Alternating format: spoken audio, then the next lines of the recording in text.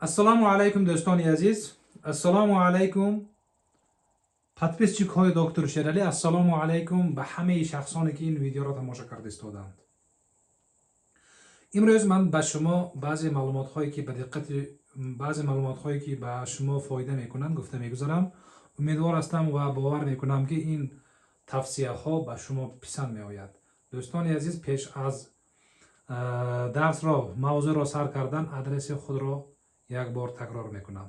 ман дар шаҳри Истаравшан дар клиники Зулайхо ҳамчун асабшинос, яъне врач невролог ва когнитивный психолог, мануальный терапевт кор мекунам. дӯстони азиз, имрӯз дар бораи невроз. ман шахсоне ки аз невроз азият мекашанд, вақте ки ба ман муроҷиат мекунанд, ман бо ин беморҳо бо тариқи онлайн, яъне телефон, ва бо тариқи офлайн, яъне рӯй ба рӯй консултатсия мекунам. худаш невроз чӣ хел касалӣ аст? невроз, дӯстони азиз, касали функсионалӣ мебошад. яъне дар медицина касалиҳои органикӣ ҳаст, касалиҳои функсионалӣ аст. дар натиҷаи касалиҳои органикӣ дар организми инсон дигаргуни шикастшавӣ дида мешавад, дигаргуни поражение дида мешавад. лекин дар вақти касалиҳои функсионалӣ организмро вазифаш вайрон шудааст ва невроз ана ҳамин тавр касалӣ мебошад. беморонро як саволи муҳим безовта мекунанд. ин невроз табобатшаванда аст ё ки табобат намешавад? бо як ҷумла ҷавоб медиҳам. табобатшаванда аст. табобат мешавад. шумо аз невроз дар муддати 1 сол азоб кашида истодаед ё ки дар муддати 20 сол азоб кашида истодаед, фарқ надорад. табобат шаванда аст. табобат мешавад. дӯстони азиз, ин чизро фаҳмедед ки табобат шаванда будааст. набошад барои чӣ бисёри касҳо аз ин касалӣ баромада натавониста истодаанд? ҷавоб медиҳам, барои он ки ё ба ин шахсҳо ташхиси дуруст мондашудагӣ нест, яъне ба духтури даркорӣ нарафтагӣ, духтур ташхис гузаронда натонистагӣ. ин сабаби аввал. боз як сабаб, духтур ташхисро гузарондагӣ, лекин бемор бовар накардагӣ, ё ин ки бемор ба тавсияҳо амал накардагӣ. ана ҳамин якчанд сабабҳо сабаби сиҳат нашудани бемор мебошад. ана акнун фаҳмидем ки ин табобатшаванда будасту фаҳмидем ки духтур бояд ташхиси дурустро бояд гузаронад. ана акнун саволи дигар пайдо мешавад. бо ин беморҳо кӣ кор мекунад? кӣ бояд кор кунад? дӯстони азиз, шахсоне ки аз ин касалӣ азият мекашанд ба пеши духтури терапевт, яъне касалиҳои дарунӣ, ба пеши духтури эндокринолог, яъне касалиҳои эндокринӣ, яъне ба духтури зоб мераванд, ё ин ки ба пеши духтури кардиолог, духтури дил мераванд. дар бисёр ҳолатҳо ба пеши духтури невропатолог мераванд, яъне асабшинос. дар баъзе ҳолатҳо ба пеши духтури психиатр меравад. психиатр бо шахсоне ки камтар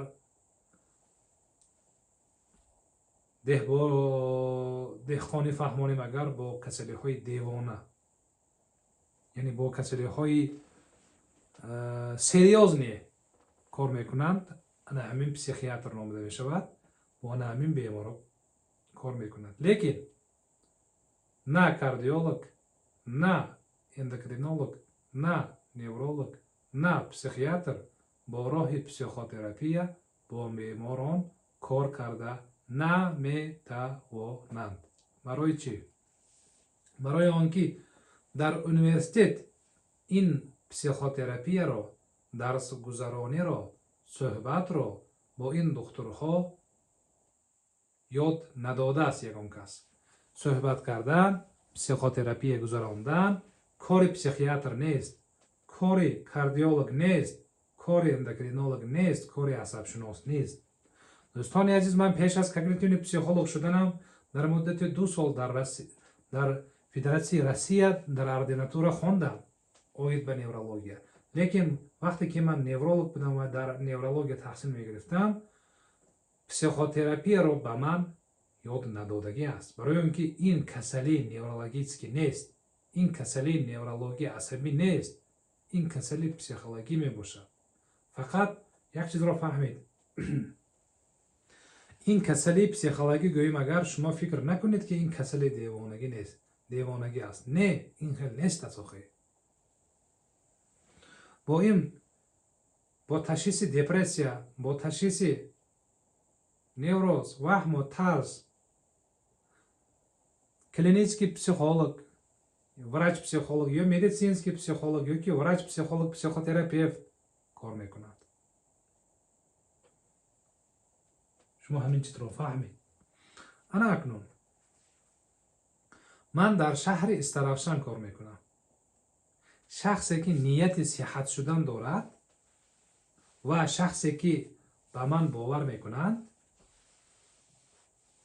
метавонад бо вариантҳои гуногун бо ман кор кунанд. ман якчанд вариантҳоро ба шахсоне ки ба ман бовар мекунанд тақдим мекунам. якумаш, дар больница хоб карда психотерапия гирифтам. ба шаҳри Истаравшан мебиёед, як палатаро мегиред, як каса ё 2 каса шуда меоед, ҳам физлечение мегиред, ҳам психотерапия мегиред. нархашро дар зери ана ҳамин видео агар номер гузаронам, муроҷиат карда фаҳмидан мумкин аст. 10 рӯзи лечение мумкин 3000 сомон шавад, мумкин 4000 сомон шавад. ин варианти якум аст. яъне варианти якум хоб карда табобатгирӣ мебошад. варианти дуюм, аз ман курси 40 рӯза ё курси 50 рӯза ё курси 30 рӯза мегиред. бо роҳи психотерапия дарсҳо мегузаронам ва дарсҳоро аз худ мекунед. ин варианти дуюм аст. варианти сеюм, дар як моҳ 4 маротиба консултатсия мегиред. ва варианти чорум, як бор консултатсия мегиред, тамом, бо ҳамон хайрхуш мешавад. ва ана ҳамин варианти чорум, дар байни ин 4 вариант, варианти бадтарин мебошад. зеро бо як консултатсия он шахсе ки дар муддати дуру дароз аз ваҳму тарс азият кашида истодааст, бо як консултатсия сиҳат намешавад.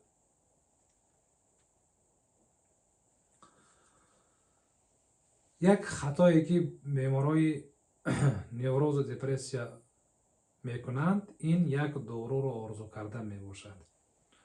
кадом доруро хӯрам, ин доруро хӯрам ё ки не, мана ин дору фоида мекунад ё ки не. яъне тамоми умедро ба доруҳо кардагӣ ҳастанд ки ин як кори нодуруст, як одати хато, як хатои калон аст.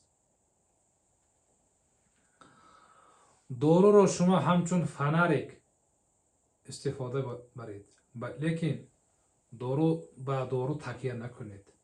ба ақли худ, ба фикркунии худ такя кунед.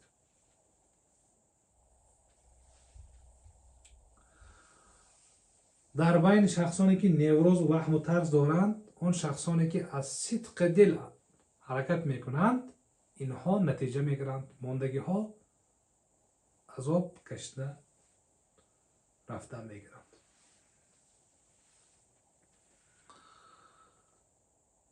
баъзе беморо дар девонаҳо, яъне дар психиатрически больницаҳо хоб кардагӣ ҳастанд. фаҳмидед? шумо як тасаввур кунед, як одаме ки касали психиатрӣ нест, дар ҷиннихона, дар девонахона хоб мекунад. ин як фикр кардан худаш як даҳшатнок аст.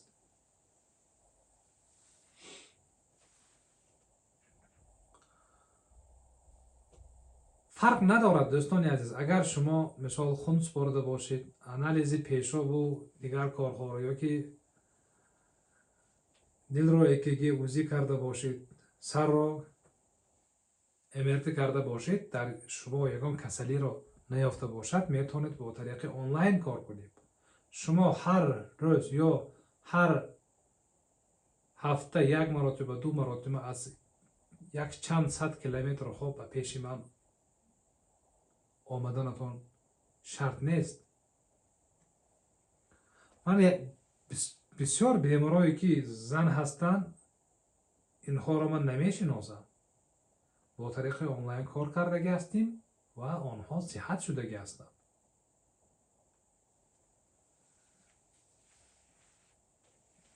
شخصانی که تسلیم شدند، شما تسلیم شده به کی زیان میکنید؟ به خود شما زیان میکنید. قربان از این رفتار شما خود شما هستید.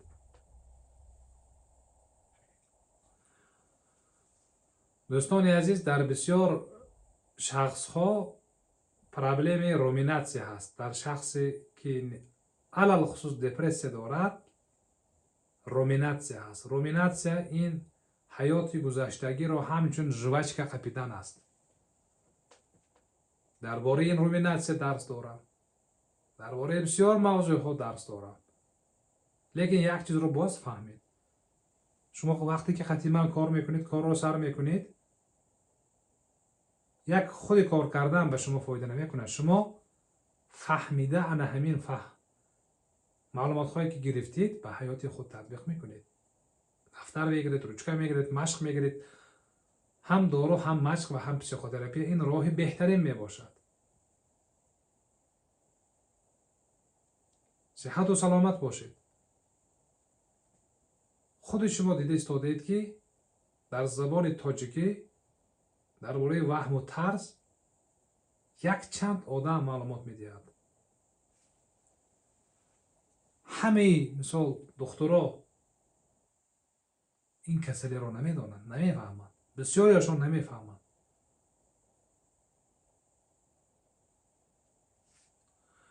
در شهر استرافشان کار میکنم. نمودهای نوروز یک چند دوستانی عزیز. استنیک نوروز وقتی که بیمداری، ابسسیو نوروز وقتی که خیالهای ناراحت کننده آمدن میگرد. ابسسیونی کمپولسیونی نوروز در این حالت یک کار خطا رو بسیار کردن میگرد، بسیار تکرار میکنند بیمار. مثال دستش رو یا که لباس رو شستن میگرد. کسلی آزادگی. اکنون درباره دپرسی میگفتگی باشیم. دپرسی یک کسلی وزنی میباشد. نسبت به نوروز یک چند برابر کسلی وزنی است. صحت و سلامت باشد دوستان عزیز. اگر سوال باشد مرحمت به واتساپ میتونید مراجعه کنید، نویسید.